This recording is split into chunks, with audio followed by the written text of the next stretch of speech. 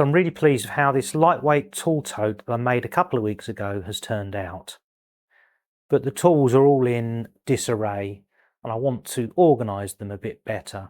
So in this video I'm going to be making a tool organiser for all those common tools that you generally need on a job in the house. Now the approach that I'm going to take can be adapted to work with any tool tote, not just this lightweight design. So stick around if you've got a tool tote, because you can apply it to yours. So let's get tinkering. I'm going to start by emptying the tool tote and just laying the tools out so that I can just see what I'm carrying around and get an idea for how they might be organised. So I start by swapping out a few tools. This isn't really going to make much of a difference, but I just like to keep a good selection of tools, so different size bladed screwdrivers, different size posi drives, that sort of thing, just so that I've got a good selection always on hand. Now I've laid out a design on this piece of wood, and this is going to be a shelf that sits inside the tool tote that's going to hold a lot of the tools. Now basically I'm going to drill holes for things like the screwdrivers, make some cutouts for things like the pliers and so on, and that will act as my little tool rack. But you can see if I just use this thin material and I put a tool in there, it wobbles about a bit. So my plan is actually to make the whole thing a bit thicker, have two holes, one on either end, and now you can see it doesn't move around at all. Now you might be asking why not just use a thicker piece of material, which I could do, but that's not the way that I want to make it. But you could, if you wanted and you had a thicker piece of material, just use a thicker piece of material, cut the holes in that and be done with it. I'm going to make it as a sandwich primarily because I want the weight savings that I get from keeping it light and hollow. I also think that whilst it looks harder to make, it'll be a little bit easier to make. I'm cutting this piece of 3mm ply so it's the same width as the other piece of ply. This will form the top and the bottom of the tool shelf. I should have used my 0 insert plate here. That was a little bit dodgy. This piece is going to be used for the walls of the shelf, and I'm just going to split it down the middle because I don't really want it this wide because it'll get in the way of the tools. It'll make sense when I put it together. I'm going to cut these to length using the handsaw. I need to cut the same holes in the same places for both pieces, so I've taped both of them together. But before I cut the holes for the tools, I'm just going to cut 2 notches out of the corners. And this is to accommodate the strengthening bars that I put in the corners when I made my tool tote. So that I don't get any blowout, I'm going to drill these holes from both sides. But first I'm going to pilot all the holes so I know where all the larger holes need to go. Watching a bloke in his shed drilling lots of holes is a bit like watching paint dry, so I'll do you a favour and skip to where I've completed all the holes. Perhaps you could do me a favour as well by clicking the like button, or sharing this video with someone, or clicking subscribe. So I've cut all my holes, got some space here, which I don't know what I'm going to do with yet. I need to make this into a slot, so I'm just going to chop out the remainder there. And I've got to make this into a slot as well, and then it'll need sanding. There are lots of ways I could tidy these slots up. I could just use a little sanding board, or I could use a chisel, or I could use a file. I'm choosing to use a chisel. If you haven't got any of these reusable sanding sticks, they're definitely worth making. I've got a video on my channel on how to do it. And if you're interested to know how I made this sanding station so that it doesn't move on the bench, there's a video all about it on my channel. Now the top side on this looks reasonably neat, but I'm going to give it a sand, and I'll also sand the bottom and the other piece. But the main focus is really on making sure that the top side looks nice. Now this reclaimed ply had parcel tape all around the edges, and it's been on there for probably about 50 years. As a result, the glue from the parcel tape has ended up marking the wood, so I'm going to try and get most of it off using some methylated spirits, which I think is the same as denatured alcohol in other countries, but I'm not sure. But in the UK it comes in this lovely pinky purple colour. So that's helped a little bit, but not as much as I'd hoped. I suspect that the wood has actually just faded, but sanding it doesn't seem to make a difference. It seems to go quite deep. I think when I put the oil on, it will reduce how noticeable it is. I had these magnets left over from when I built the ways cover on my machine lathe, and I thought it'd be quite a nice idea to include them in the tool tote for those tools that don't have a dedicated position on the tool rack. They can just be stuck to the magnet. But the last time I tried to stick these magnets using the supplied sticky back tape, it didn't go very well. So this time I've roughed up the surface of the magnet to see if that works better at holding the sticky tape to the magnet, and hopefully the sticky tape will also stick to the wood. If all that fails, then I'll try using glue. And with the magnets in place, it'll be easy to glue this piece so that the magnets are flush with the front of the tool holder.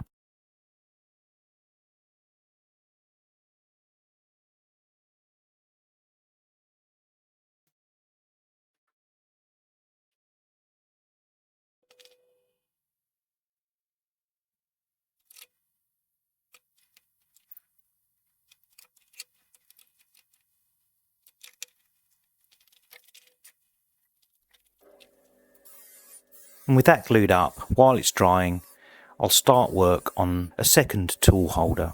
This one's going to go on the outside, and I'm going to make it from an old reciprocating saw blade.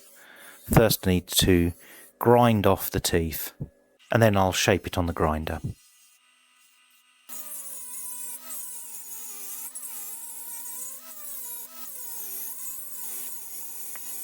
Drilling this hole proved to be a lot harder than I expected. I thought the drill bit was blunt, so I tried a different drill bit. That didn't seem to make any difference at all. So I tried putting it in the lathe, but I couldn't really mount it properly in the lathe. I did have a go, but it just wasn't that secure. I then tried using the centre bit in the pillar drill, but that too didn't work. I then tried grinding it with a conical grinder. That just rounded the grinder off. I then tried another bit in my rotary tool, and that just wore the bit down. I then put it back in the drill press for one last try, and it worked. So thankfully I managed to get the hole in this piece of steel. It just shows how tough those blades are. Now this steel piece is going to become a holder for a tape measure, but I need to mount it on a piece of wood. So I'm now going to cut that piece of wood on the bandsaw so that I've got something to glue onto the outside of the tool tote.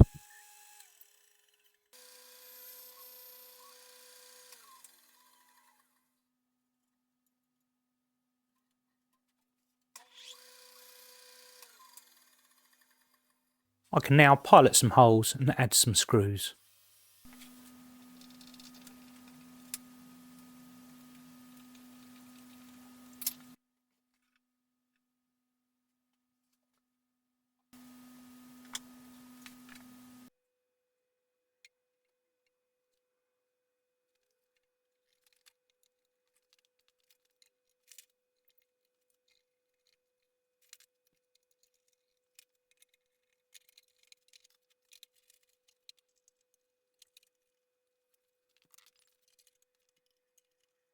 I need a triangular strip of wood, so I'm going to cut this from a rectangular piece of wood by placing the bed of the bandsaw at 45 degrees.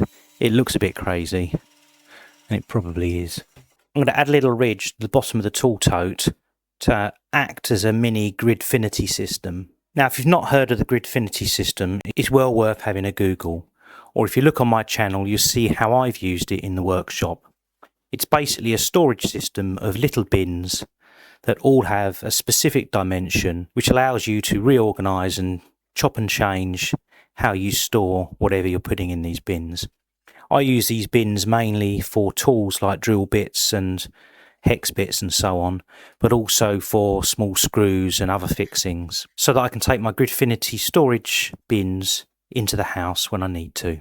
So okay, let's see how many tools we can put here. Let's start with the tape measure. That fits there.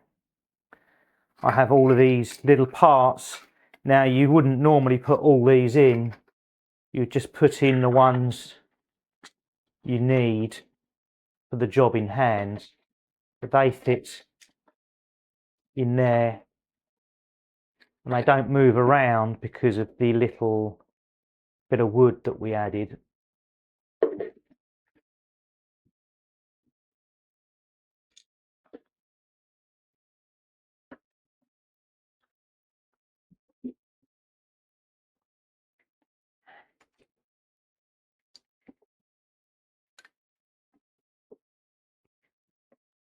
There's my ball nose pliers, my needle nose pliers, and my cutters, and my scribe and marking knife, a few pencils, an adjustable wrench,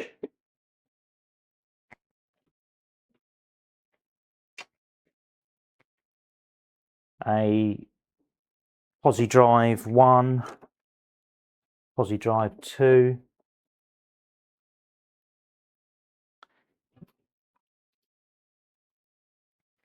small fillets, small flat bladed, and even smaller flat bladed, cabinet screwdriver, hammer,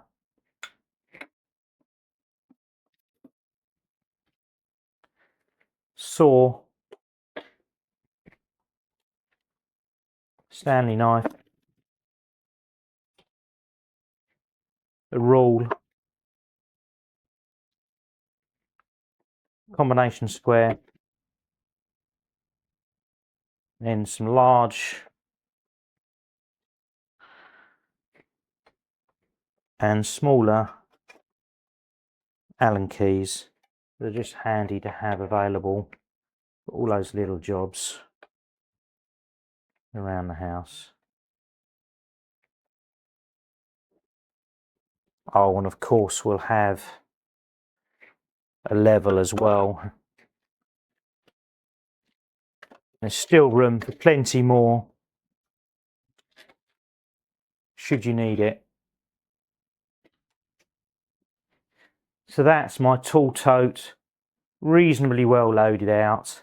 There's plenty of space for a lot more. In fact, let's add a sanding block as well. So tell me what you think in the comments. Is this something you could see yourself building? Do you think this was a good build? Do you think you'd find something like this useful?